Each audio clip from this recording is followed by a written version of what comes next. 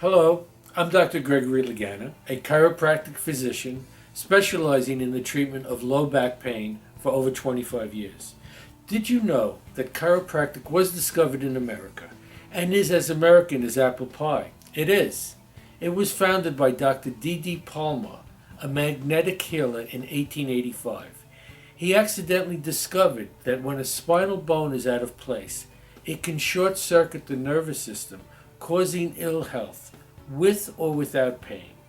He also discovered gentle, non-force ways to naturally take pressure off these involved nerves, resulting in relieving pain and restoring normal health and function. Today, chiropractors are licensed physicians receiving the same basic education as medical doctors, with the main difference being chiropractors focus on spinal health and function.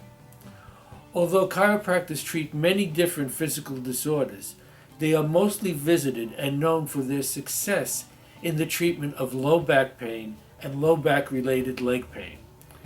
If you are suffering from back pain or low back related leg pain, call and ask for a no-charge consultation with me. Relief may be closer than you think.